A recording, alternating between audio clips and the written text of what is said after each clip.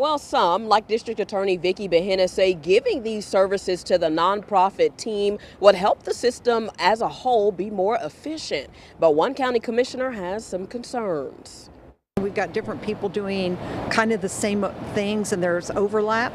And so the idea is to try to bring, efficiency to the system. As nonviolent offenders await a court date in Oklahoma County, there's a system that allows them to be released in a way to help with overcrowding in the jail. It's called court services. Certain criteria must be met and background checks are required. But some say a nonprofit could do a better job helping those suspects. They have a more robust service piece, and that is if somebody needs to be connected with housing or food or employment or drug treatment. Everyone's concerned and just want to make sure they're supervised. I think the hands-on approach is best because it helps with public safety and makes the individuals more accountable, and them getting services obviously helps them from committing new crimes in the future.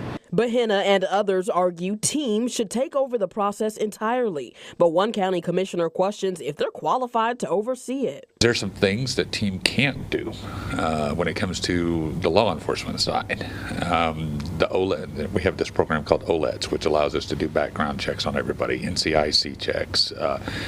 These are full background checks that we work up and we give to judges. Only government agencies can access that system. Oklahoma County District Attorney Vicki Behena volunteered her team and the Public Defender's Office to further look into those concerns. Are going to convene a group of all the stakeholders, that is the people at team, that is court services, that are people that are in this space, to make sure that we make a recommendation, hear everybody's input, and then make a recommendation to the Board of County Commissioners so that they can make an informed decision about how to do this.